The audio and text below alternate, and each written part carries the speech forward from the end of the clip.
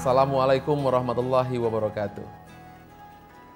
Saya akan sedikit bahas bahwa kecerdasan spiritual itu bukanlah hanya sebuah kecerdasan untuk kebahagiaan. Tapi kecerdasan spiritual itu juga bukan hanya soal pencarian makna. Tapi kecerdasan spiritual justru saat ini telah terbukti sebagai sebuah alat untuk mencapai sukses, tidak hanya akhirat tapi juga dunia. Saya akan menyampaikan beberapa berita penting dunia tentang kecerdasan spiritual. Pada tanggal 11-12 April 2002 di Harvard Business School diadakan sebuah seminar leadership yang judulnya Does Spirituality Drive Success in Business? Berbagai kalangan, kaum praktisi bisnis dari Silicon Valley, dari lembaga-lembaga bisnis terkemuka kelas dunia, mereka datang berbondong-bondong. Selama 2 hari mereka diskusi dengan hangat, membicarakan sejauh mana spiritualitas mampu membawa keberhasilan. Nah, berikut saya sampaikan report dari seminar selama 2 hari di Harvard Business School yang judulnya Does Spirituality Drive Success? Dan kita lihat di sini, di tayangan ini Anda bisa melihat bagaimana mereka sedang membahas materi spiritual selama 2 hari. Dan akhirnya setelah diskusi hangat, mereka semua sepakat bahwa ini bisa menghasilkan integritas, kemudian energi, inspirasi, wisdom, dan keberanian. Nah, sekarang mari kita lihat contoh-contoh siapa sajakah spiritual leader itu yang bisa membawa sukses dalam kegiatan sehari-harinya. Kita mungkin masih ingat pendiri Honda, Mr. Soichiro. Soichiro yang memimpin 43 perusahaan di 28 negara. Satu hal yang unik, ia tinggal di rumah sangat sederhana, tidak punya harta pribadi, dan hobinya hanya melukis di atas kain sutra. Dan bahkan Soichiro tidak meninggalkan harta untuk anak-anaknya. Ia hanya meninggalkan ilmu untuk bagaimana hidup mandiri di dunia bisnis. Lantas apa yang sebenarnya dicari oleh Soichiro? Kita lanjutkan contoh lain. Kyoto Ceramics. Kyoto Ceramics itu adalah sebuah perusahaan di Jepang yang memproduksi semacam silikon ya untuk keramik untuk komputer. Omsetnya 400 juta US dollar. Laba bersih setelah dipotong pajak 12%. Hal yang unik, cara hidup sederhana dan memandang rendah kemewahan. Mari kita lihat Megatrend 2000, John Naisbitt dan Patricia Aberden. Mereka menulis sesuatu yang mengejutkan bahwa 67.000 pegawai Pacific Bell di California mengikuti pelatihan spiritual. Perusahaan-perusahaan lainnya adalah P&G atau Procter & Gamble, Ford Motor Company, AT&T, General Motor, dan IBM. Bahkan diberitakan pada tahun 1999, Mark Moody, pemimpin perusahaan senior salah satu perusahaan minyak terbesar dunia, Shell, ia memanggil seorang spiritualis dan memberi training atau terapi kepada 550 orang eksekutif perusahaannya. Sekarang sesuatu yang mengejutkan lagi.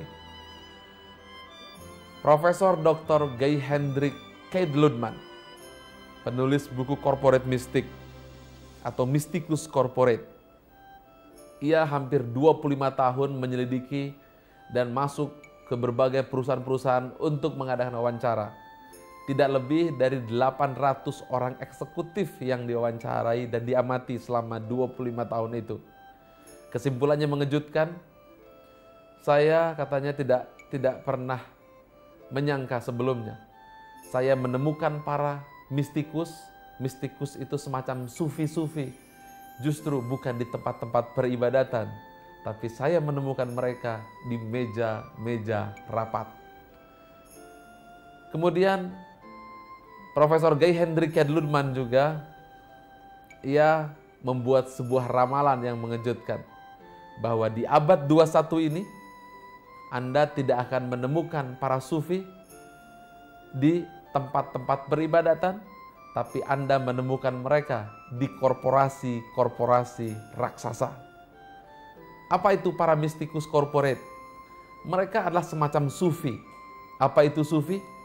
Orang-orang yang memiliki ilmu spiritualitas. Apakah spiritualitas? Nilai-nilai luhur. Dan mereka, menurut Profesor Guy Hendrik, mereka bukan hanya bicara, tapi mereka mempraktekkan nilai-nilai spiritualitas itu di dalam perusahaan-perusahaan. Sekarang, sikap-sikap apa sajakah yang dijalankan oleh para kaum mistikus corporate itu? Kita akan bahas nanti satu persatu. Tapi Bapak Ibu, sebelum kita akan bahas, teman-teman bisa melihat bahwa Soichiro, kemudian Kyoto Ceramics, dan bermasih banyak perusahaan-perusahaan lain terbukti bahwa mereka bukanlah pencari-pencari harta. Meskipun perusahaan mereka tumbuh menjadi perusahaan raksasa, mereka tetap menjadi seorang sufi. Mereka ternyata bukanlah seperti yang kita bayangkan bahwa mereka orang-orang yang rakus, tapi mereka justru mengamalkan ilmu-ilmu spiritualitas. Inilah bukti bahwa abad 21 ini adalah abad lahirnya era spiritualitas.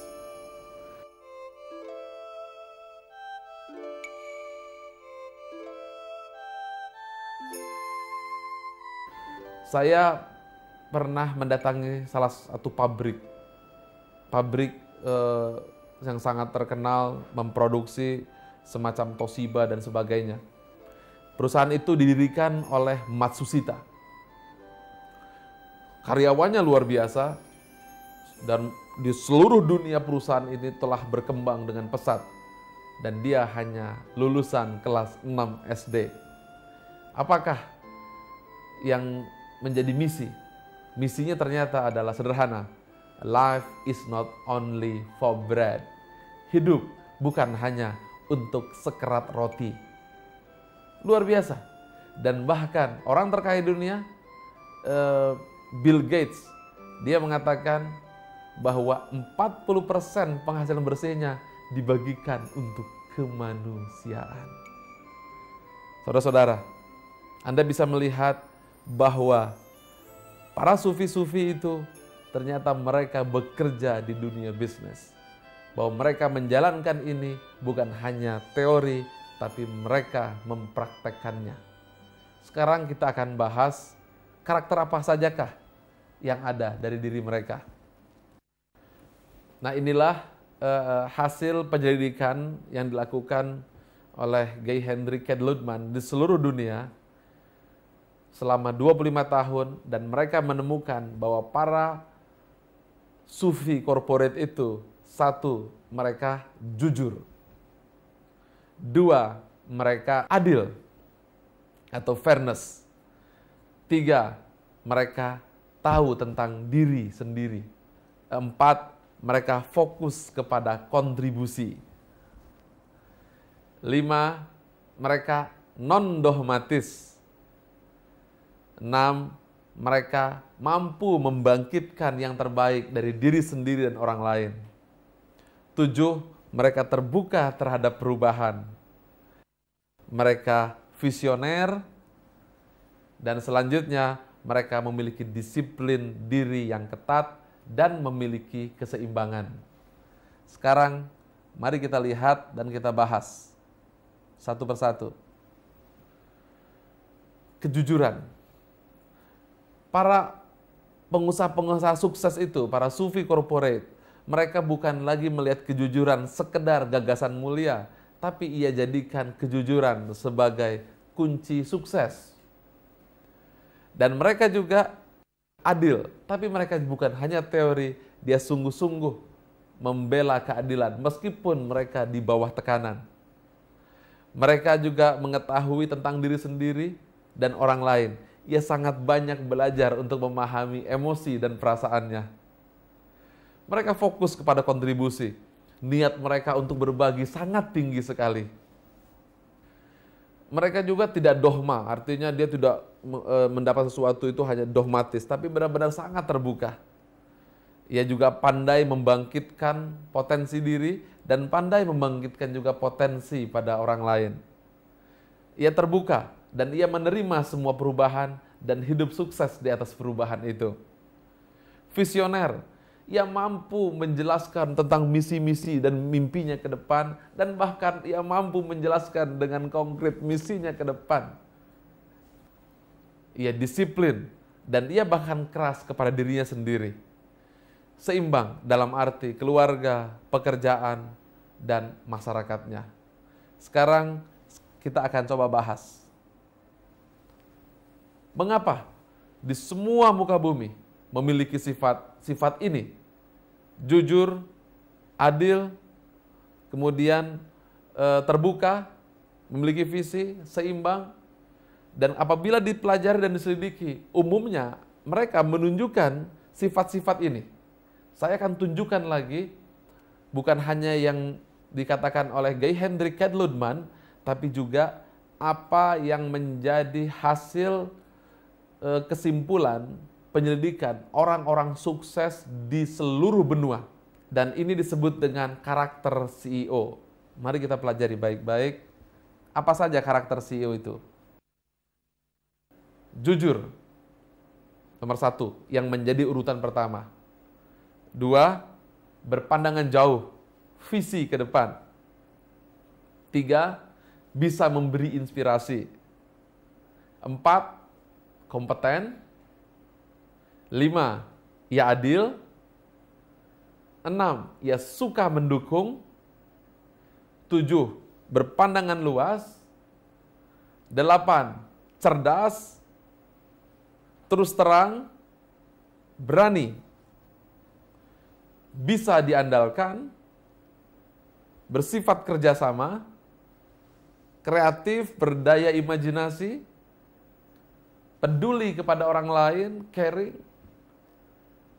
tegas, matang, berambisi, loyal, mampu mengendalikan diri, dan independen. Inilah sifat-sifat yang terbukti di seluruh muka bumi. Mari kita lihat. Mari sekarang kita berpikir, mengapa kok orang-orang yang jujur selalu dibawa keberhasilan?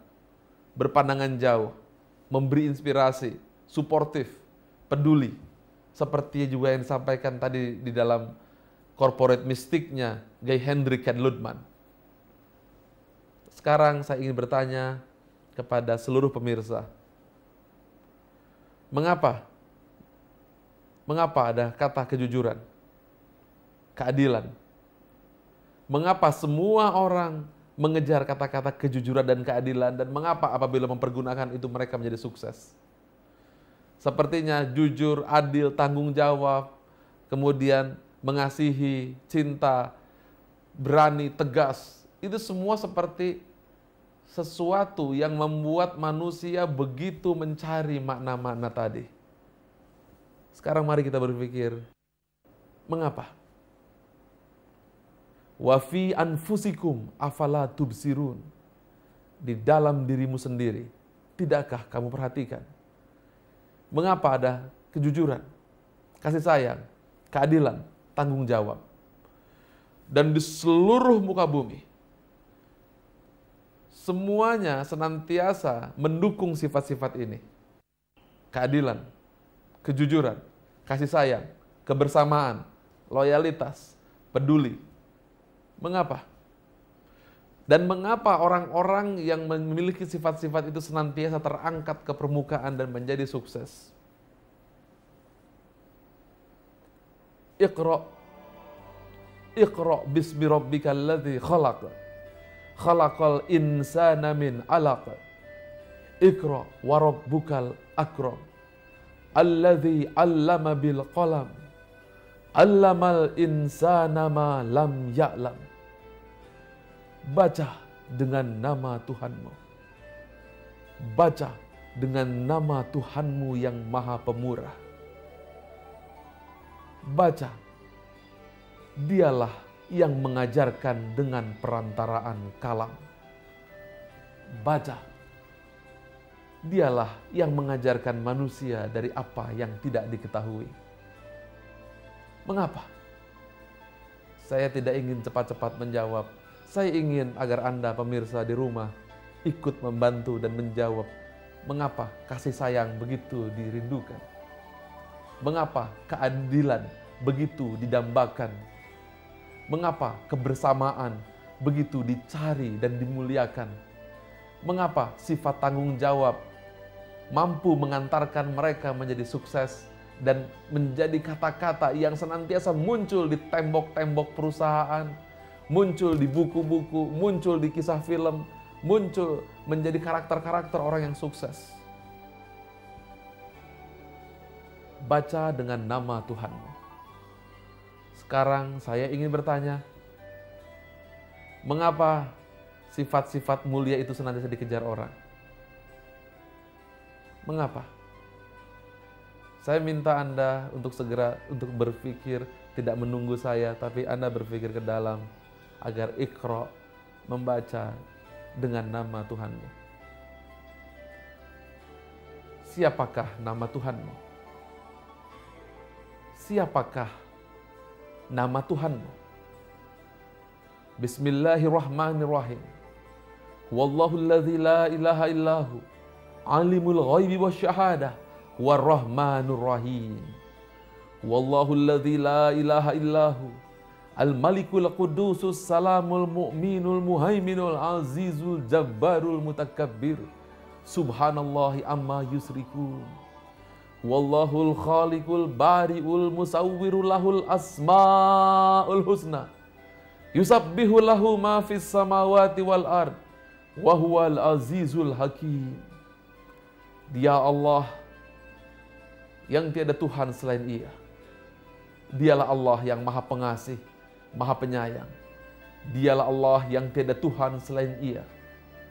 Mencipta, membentuk rupa. Segalanya kepunyaan sifat-sifat yang agung. Memuji seluruhnya kepada sifat-sifatnya. Baca. Siapakah Sang Maha Adil itu? Siapakah Sang Maha Penyayang itu? Siapakah Sang Maha Bijaksana itu? Siapakah Sang Maha Bertanggung Jawab itu? Siapakah Sang Maha Suci itu? Siapakah Sang Maha Kreatif itu? Maka baca dengan nama Tuhanmu. Sang Maha Penyayang adalah nama Allah Ar-Rahman. Sang Maha Adil adalah nama Allah Al-Adl. Sang Maha Bijaksana adalah nama Dia Al-Hakim. Sang Maha Mendengar dan Empati nama Dia As-Sami. Sang Maha Suci adalah nama Dia Al-Quddus. Sang Maha Sabar adalah nama Dia As-Sabur. Pertanyaan selanjutnya, siapakah yang meniupkan sifat-sifat mulia ke dalam hati manusia? Siapakah yang meniupkan sifat tanggung jawab di hati para orang-orang yang sukses itu? Siapakah yang meniupkan sifat adil di hati seluruh manusia? Siapakah yang menciptakan ruh manusia? Baca dengan nama Tuhanmu. Inna fi khalqis samawati wal ardi waqtilafil laili wan nahar la ayatil liulil albab allazina yazkurunallaha qiyaman wa qu'udan wa ala junubihim wa yatafakkaruna fi khalqis samawati wal ard Rabbana ma khalaqta hadza batila subhanaka fakina azabannar. Sesungguhnya di dalam penciptaan langit dan bumi dan silih bergantinya malam dan siang terdapat tanda-tanda bagi kaum yang berfikir, yaitu kaum yang senantiasa ingat Allah saat ia berdiri, duduk dan berbaring, seraya berkata, Ya Rabbi, tidak sia-sia kau ciptakan alam semesta ini. Maha suci Engkau, lindungi kami dari api neraka.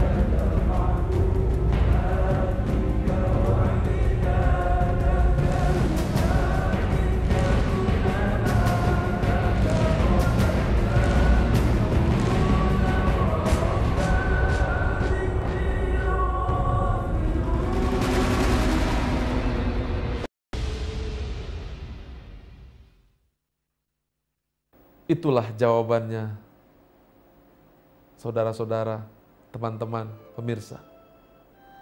Allah lah yang meniupkan ruh di hati manusia. Allah lah yang mengajarkan dan meniupkan sifat kasih sayang di hati manusia. Allah lah yang meniupkan sifat adil di hati manusia. Maka meskipun manusia itu mengakui atau tidak mengakui Allah, maka ia tersujud kepada Allah, mengakui sifat-sifatnya. Manusia bukan mencari keadilan, tapi mencari sifat adil.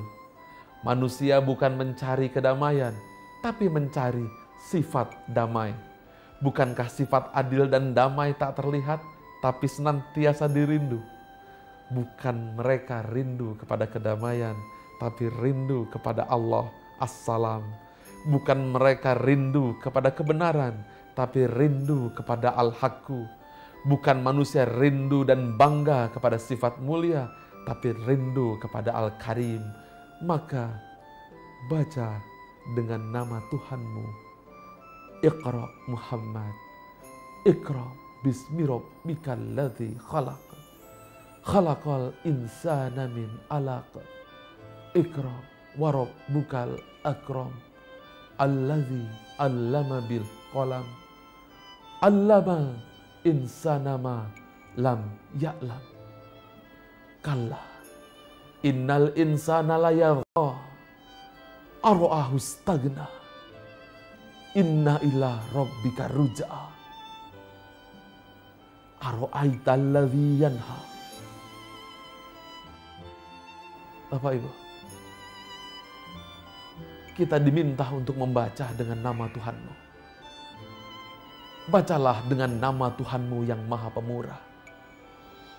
Ia yang mengajar manusia dengan perantaraan kalam. Ia mengajar manusia dari apa yang tidak diketahuinya. Mengajar manusia dengan perantaraan kalam. Kalam bukan hanya tulisan, tapi kalam adalah suara hati. Kalam bukan hanya pena, tapi kalam adalah jiwa. Kalam bukan hanya tinta, tapi kalam adalah fitrah manusia. Maka baca dengan nama Ar-Rahman. Baca dengan nama Ar-Rahim. Baca dengan nama Al-Qudus, As-Salam, Al-Mu'min, Muhaimin, Aziz, Jabbar, Mutakabbir, Khaliq, Bari, Musawir, Ghaffar, Qahar, Wahab, Rozak, Fattah, Alim. Semua nama-nama Allah, Ia yang menuliskan kata adil di hati manusia. Ia yang menuliskan kata kebenaran di hati manusia. Dan bagi siapapun yang mengikuti kehendak dan sifat-sifat Allah, Allah mengangkatnya. Itulah jawaban mengapa mereka sukses di muka bumi. Mereka mengikuti fitrah yang Allah ciptakan di hati semua manusia, di lapisan jiwa manusia. Bagi siapapun yang mengikuti fitrah Allah Subhanahu wa Ta'ala, ia sungguh berada pada jalan yang lurus. Ihdinas siratal mustaqim, siratal ladzina an'amta alaihim, ghairil maghdubi alaihim waladdallin.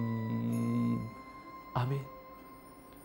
Demi matahari dan sinarnya di pagi hari, demi bulan apabila ia mengiringi, demi siang apabila ia menampakkan diri, demi malam apabila ia menutupi, demi langit dan seluruh binaannya, demi yang ada di permukaannya, demi jiwa dan penyempurnaannya.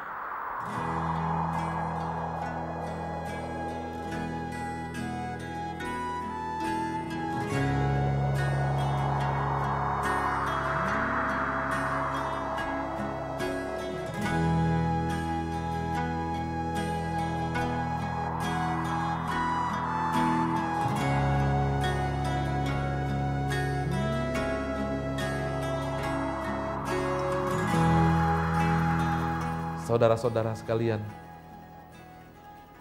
itulah jawaban rahasia yang selama ini dicari manusia. Inilah jawaban manusia yang selama ini mereka menamakannya unconscious mind atau pikiran bawah sadar. Ada yang menamakannya adalah dorongan-dorongan, ada yang menamakannya adalah inner value. Apapun yang mereka namakan, mereka akan mencari sifat Allah. Mereka mencari nama Allah. Itulah kekuasaan Allah, di mana manusia akan senantiasa sujud, tunduk kepada keinginannya. baik dengan terpaksa ataupun dengan ikhlas. Dialah Al-Jabbar yang maha memastikan kehendaknya. Bapak Ibu, sekarang mari kita lanjutkan sekali lagi. Bayangkan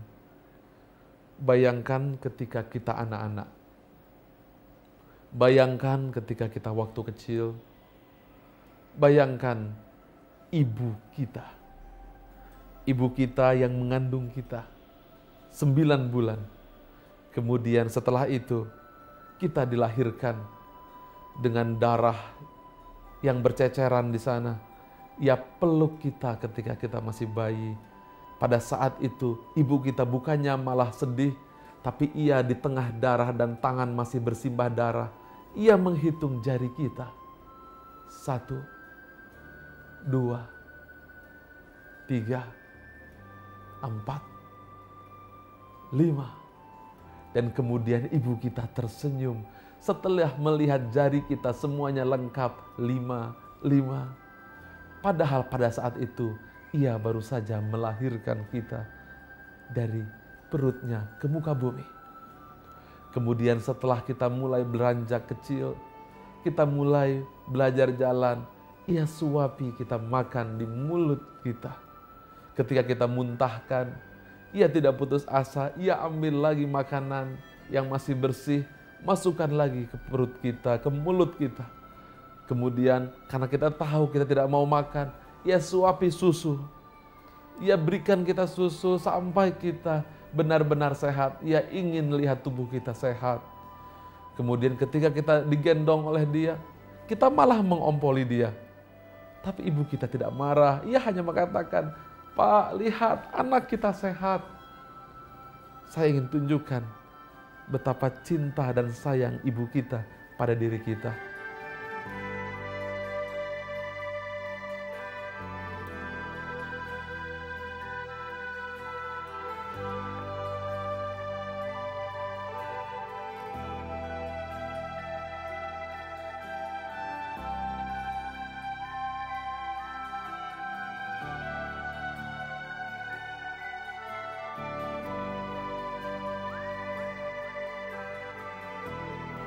Bayangkan cintanya yang begitu tulus dan ikhlas. Sekarang saya ingin bertanya dan tolong dijawab dengan hati. Bagaimanakah perasaan kita membayangkan ibu kita? Bagaimanakah perasaan kita membayangkan ketulusan dan cinta ibu kita dan tanggung jawab yang mulia ayah kita? Anda terharu? Mungkin Anda menangis membayangkan ibu kita. Mungkin Anda merasa rindu kepada ibu. Sekarang saya ingin tanya, Anda rindu kepada sifatnya kah atau tulang dan daging ibu kita? Jujur. Ataukah bentuk tubuh reot ibu atau ayah kita? Ataukah kasih sayangnya yang Anda rindukan? Ketulusan dan kesabarannya? Betul. Saya yakin Anda akan menjawab, saya bukan rindu kepada bentuk tubuh ayah ibu kita, tapi saya rindu kepada kasih sayangnya. Bukankah seperti itu? Mengapa? Iqra. Mengapa? Mengapa? Jawab. Mengapa? Mengapa air matamu menetes? Mengapa engkau terharu dan terguncang mendengar sifat kasih sayang itu? Mengapa engkau begitu rindu? Sekarang jawab perlahan-lahan dengan jelas. Siapakah yang meniupkan kasih sayang di hati ibumu? Siapakah yang meniupkan cinta di hati ibumu? Siapakah yang menghidupkan ibumu? Siapakah Sang Maha Pengasih Penyayang itu? Dialah Allah yang menunjukkan kasih sayangnya di hati ibumu.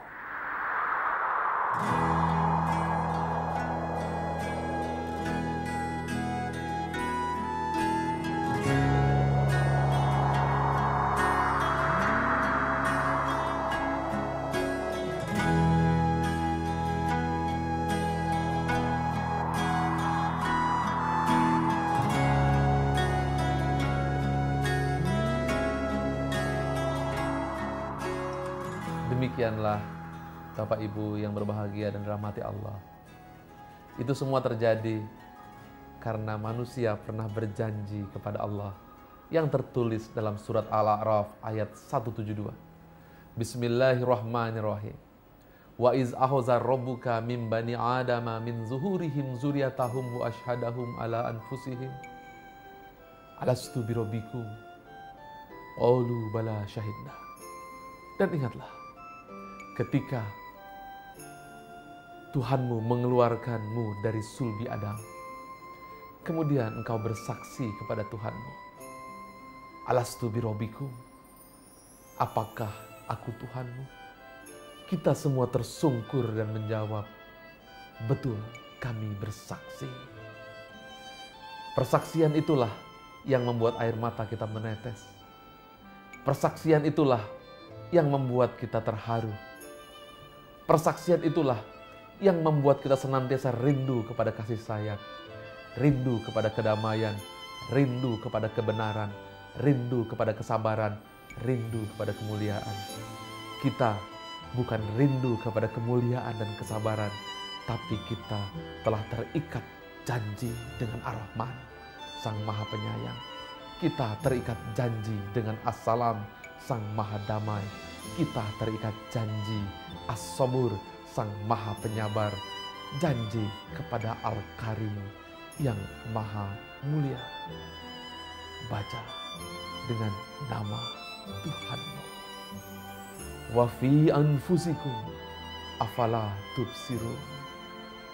Dalam dirimu sendiri, tidakkah kamu perhatikan? Apabila mereka bertanya tentangku Muhammad, maka katakan, aku dekat. Bahkan lebih dekat dari nadi yang ada pada lehermu. Billahi taufik wal hidayah. Wassalamualaikum warahmatullahi wabarakatuh.